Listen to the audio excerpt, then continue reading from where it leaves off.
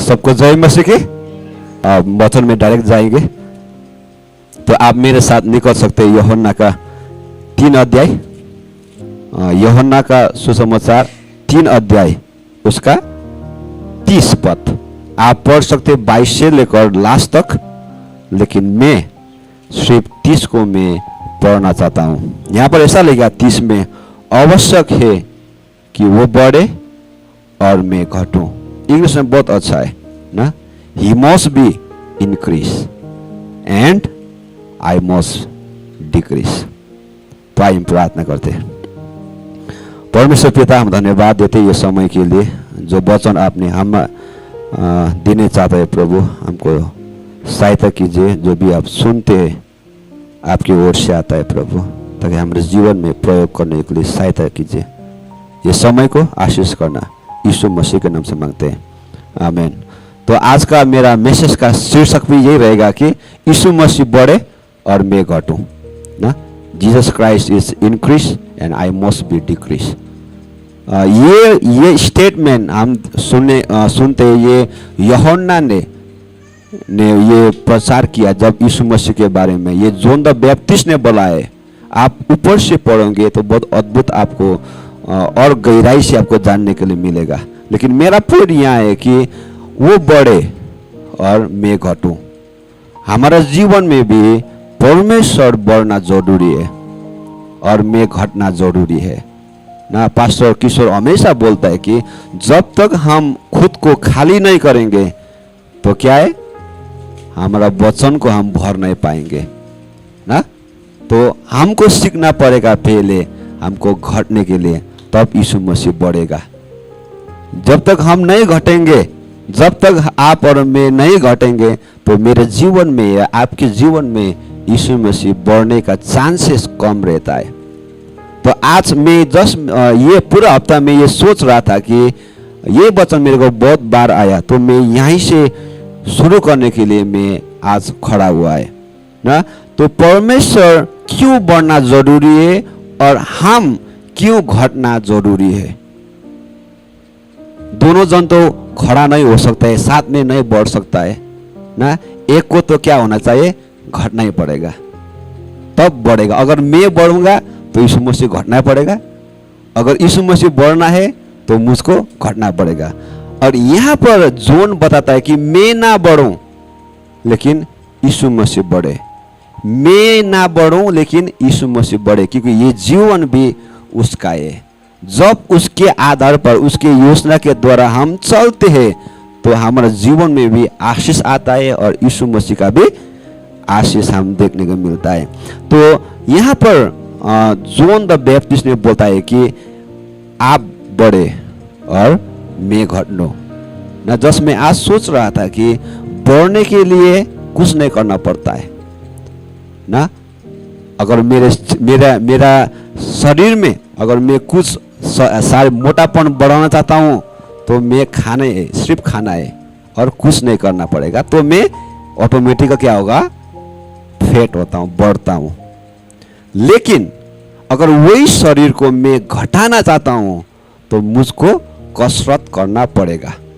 तो इसलिए लोग क्या कर रहे, जिम पे जा रहे, ताकि उसका जो भी है शरीर में है अभी उसको घटने के लिए कसरत करना पड़ेगा। तो यहाँ पर ये एग्जाम्पल मिलता है कि आप और मेरे जीवन में भले ही आप और मेरे जीवन में पापी स्वभाव का प्रभाव ज्यादा हुआ होगा, वो पापी स्वभाव का ज्यादा प्रभाव ज्यादा होगा, वो कुछ नहीं करने से भी ज्यादा होगा, लेकिन उसको कम करने के लिए आप और मेरे को कसरत करना पड़ेगा। वो भी जिम पे नहीं, लेकिन परमेश्वर के वचन के द्वारा हमको कसरत करना पड़ेगा। नहीं तो फिर मैं जैसे खाके मैं मोटा हो रहा हूँ, मेरा पापी स्वभाव भी क्या होगा, बढ़ेगा, तो यीशु मसीह ऑटोमेटिकल घट जाएगा। लेकिन आप और मुझको ये डिसीजन लेना है कि कौन सा बढ़ना जरूरी है। तो यहाँ पर मैं बताता कि हम घटना जरूरी है और यीशु मसीह बढ़ना जरूरी है। तो क्या का पॉइंट है, मैं ज्यादा समय नहीं लूंगा, 3 मुद्दे को हम पढ़ेंगे, उसके बाद मेरा मैसेज खत्म करेंगे। पहले क्यों हमको कसरत करना जरूरी है कि मेरा पापी स्वभाव ना बढ़े। पहले हमको खुद को नम्र बनाना जरूरी है। जब तक मैं नम्र नहीं होता हूँ, हम्बल नहीं होता हूँ, दीन नहीं बनता हूँ, तो यीशु मसीह कभी नहीं बढ़ सकता है। नम्र फिर ये भी सुनता है कि संसार का लोग बोलता है ना, meekness is the weakness. English में बहुत अच्छा लगता है ना ऐसा वर्ड। संसार का लोग बोलता है कि मीकनेस इज क्या है, वीकनेस। लेकिन आप और मुझको ये होता है कि मीकनेस, नम्र क्या है, वीक पॉइंट नहीं है, लेकिन वो स्ट्रांग रहता है। नम्र व्यक्ति स्ट्रांग रहता है। अभी संसार में हम देखेंगे तो जो भी मैं करूंगा ना, मैं बोलूंगा तब होगा। लेकिन आप और मुझको क्या करना है, परमेश्वर बोले हम क्या स्थिर रख के परमेश्वर की योजना को जान पाए। तो यहाँ पर ये है कि मैं क्या हूँ, मेरा खुद को मैं नम्र बनाना जरूरी है। भलाई ये कठिन है नम्र बनाने के लिए, मेरे लिए भी पर्सनली मैं नम्र होने के लिए बहुत ट्राई कर रहा हूँ, लेकिन बहुत मुश्किल है।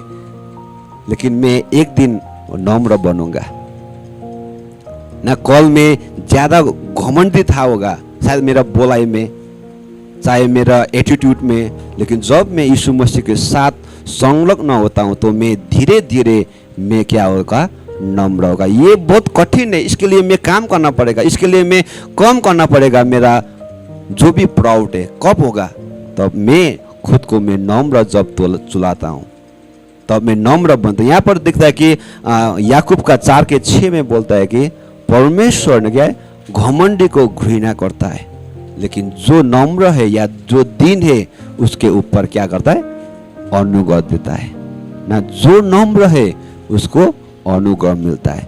यहाँ पर आप और मेरे को नम्र, और वही चीज हम फर्स्ट पीटर 5:5 में हम देखते हैं, पहले पत्रस 5:5 में वही चीज हम दोहरा के हम देखते हैं ना। परमेश्वर क्या है, घमंडी को आप पढ़ेंगे थोड़ा, याकूब का 4:6 में ऐसा लिखा है, वो तो और भी अनुग्रह देता है, इस कारण लिखा है कि परमेश्वर अभिमानी को विरोध करता है और दिन पर अनुग्रह करता है। और वही चीज हम देखते कि पहले पत्रस 5:5 में पांच का लास्ट वर्ष ऐसा लिखा है कि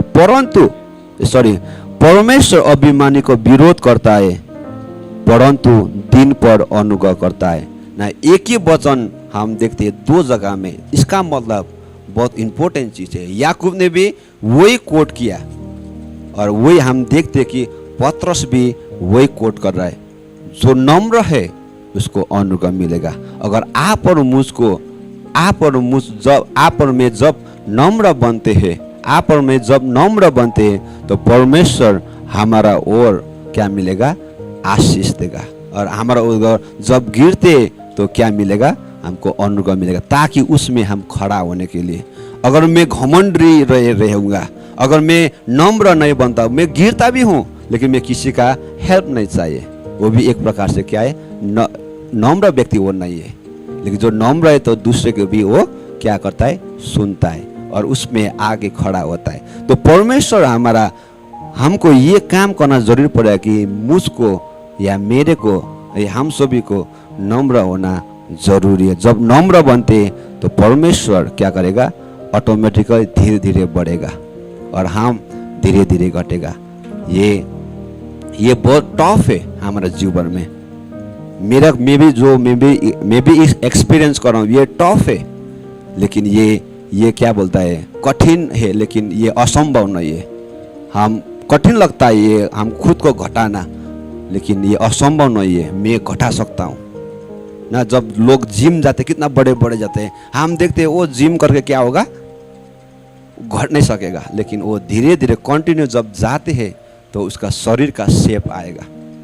क्यों, वो कसरत कर रहा है, उसका डाइटिंग मेंटेन कर रहा है। ये सही, जब मेरा प्राइड भी मेरा आगे लेके आएंगे तो मैं जब चर्च में आता हूँ या परमेश्वर के भवन में आता हूँ तो परमेश्वर धीरे धीरे कार्य करता है और मुझको नम्र बनाता है ना। अगर मैं चर्च में नहीं आऊँगा या संगति में नहीं आऊँगा तो मैं क्या करता हूँ, मैं सिर्फ मेरा प्राइड बढ़ता है। तो ये था दूसरा, मैं खुद को नम्र बनना जरूरी है। जब मैं बनता हूँ तब यीशु मसीह बढ़ते और मैं घटता हूँ। और दूसरा चीज, जब मैं नम्र बनता हूँ तब मैं क्या करता हूँ, यीशु मसीह को वचन को भी मैं रिसीव करता हूँ और यीशु मसीह को भी मैं रिसीव करता हूँ। मैं पहले आपको बताया, यदि मैं नम्र नहीं हूँ तो मैं वचन को भी रिसीव करने के लिए मैं उतना एक्साइटमेंट नहीं रहता हूँ। कि मेरे पास आए, मैं जानता हूँ ये एक क्या है, प्राइड है ना। मैं जानता हूँ ये मैं सुना है, ये एक प्रकार से प्राइड है। अगर ये मैं घट जाऊंगा तब मैं ये वचन मुझसे बात करेगा, तब मैं क्या करूंगा और सीरियसली में सुनेगा। तो यीशु मसीह को भी मैं ग्रहण करता हूं। नहीं तो हमारा क्या होता है, एक फेमिलियर स्पिरिट आ जाता है। ये वचन मैं सुना है, यीशु मसीह को मैं जानता हूं, उसने ये प्रकार से काम किया है। लेकिन परमेश्वर ने हरेक के जीवन में, हरेक चर्च में अलग अलग प्रकार से कार्य करता है, क्योंकि परमेश्वर जीवित परमेश्वर है और उसका कामों को हम नहीं जान सकते कैसे किया। एक बार पास्टर किशोर ने शेयर करा था कि हम परमेश्वर को प्लान को हम नहीं जान सकता है, सॉरी हम जान सकता है लेकिन कैसे करेगा हमको नहीं जान सकता है।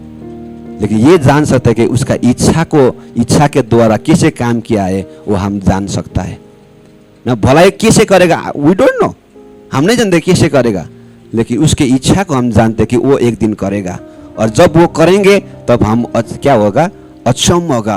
परमेश्वर ने ये प्रकार से कार्य किया। तो यहाँ पर हम ये सीखते हैं कि मैं यीशु मसीह के वचन को मैं ग्रहण करूँगा, रिसीव करूँगा और यीशु मसीह को भी मैं रिसीव करूँगा। जब मैं रिसीव करूँगा तब मेरे जीवन में वचन आएगा। जब वचन आएगा तो मैं धीरे धीरे स्ट्रांग बनूंगा, नम्र बनूंगा और जो परमेश्वर के आँख में जो नजरिए में ठीक है वो हिसाब से हम करेंगे ना। जो परमेश्वर के रास्ते में चलने के लिए, परमेश्वर के किंगडम में चलने के, परमेश्वर का रास्ते है, परमेश्वर के रास्ते में चलने के लिए परमेश्वर ने हमको इंस्ट्रक्शन दिया है, ये हिसाब से चलो। जब वो हिसाब से हम चलेंगे तब हम क्या, कभी भी दुर्घटना नहीं होगा। यदि हम यहाँ से हम जस्ट एग्जाम्पल के लिए हम देखेंगे, यहाँ से हम किधर दूर जा रहे हैं नया जगह में, अगर वहाँ पर हम क्या दिखते हैं, वो रोड में क्या दिखते हैं, साइन बोर्ड दिखते हैं ना, यहाँ पर यू टर्न करो ना। अभी तो नेट में भी ठीक है ना, आगे से स्लो करो सब बोल देता है। अगर वो हिसाब से हम चलेंगे तो हम करेक्ट टाइम में पहुँचेंगे जो टाइम दिया है। लेकिन वो हिसाब से हम नहीं तो अपना जगह है हिसाब से चलेंगे तो हमको धीरे भी हो सकता है। तो मेरा कहना क्या कि जब मैं परमेश्वर के वचन को रिसीव करता हूँ, परमेश्वर को मैं रिसीव करता हूँ, ग्रहण करता हूँ, मेरे जीवन में काम कर, तो परमेश्वर जो आगे दिखा दे रहा था वो जगह में पहुँचने के लिए मैं नज़दीक में या जल्दी में पहुँच जाऊँगा। नहीं तो मैं बहुत घूमते घूमते हम जाएंगे। और तीसरा चीज़ ये कि बहुत इम्पोर्टेंट चीज़ है, वो क्या है, पवित्र आत्मा मुझको सहायता करता है कि मैं नम्र बनूं। जो वचन मैंने रिसीव किया है, यीशु मसीह को मैंने पाया है, वो रिसीव किया है, अभी जो वचन को कैसे मैं प्रयोग करूं, वो पवित्र आत्मा मुझको क्या करेगा, गाइड करेगा। यीशु मसीह जब बोला है कि यूहन्ना 14 अध्याय में बोला कि मैं पवित्र आत्मा को भेजूंगा और वो तुमको सिखाएगा कैसे, तुमको मैं क्या बताया उसको टेस्टिफाई करने के लिए और तुम्हारे जीवन में वो कार्य करने के लिए वो हमको सहायता करेगा। तो बहुत इम्पोर्टेंट चीज़ ये है कि हमारा पास क्या है, पवित्र आत्मा है, उसका गाइडेंस में हम चलेंगे। जो वचन हम सुनते हैं हर दिन, चाहे फेसबुक से हो, चाहे फ़ोन से हो, चाहे मैसेज से, चाहे संडे मैसेज से हो, चाहे अलग अलग जगह से हम मैसेज को सुनते हैं, वचन को लिखते हैं और कैसे इसको प्रयोग करने के लिए पवित्र आत्मा मुझको क्या करेगा, सहायता करेगा। तो आज का दिन में ये तीनों पॉइंट मेरे को छुआ, मेरे दिल को छुआ, तो मैं आपको शेयर किया है। तो जब यीशु मसीह बढ़े तब हमारे जीवन में ऑटोमेटिकल यीशु मसीह को चरित्र को दिखता है ना। हमारा इच्छा यही है, मेरा इच्छा यही है कि क्या है, मेरे जीवन से क्या करे, यीशु मसीह को देख पाऊँ, या किसी ने भी मेरे को देख करके यीशु मसीह वो यीशु मसीह को देख सके, ये हमारा इच्छा है। तो यहाँ पर यही था कि जॉन बोल रहा है कि यूहन्ना बोल रहा है कि यीशु मसीह बढ़े और हम घटे। ये हमारा जीवन में भी, प्रैक्टिकल लाइफ में भी ये जरूरी है कि यीशु मसीह बढ़े और मैं घटूं।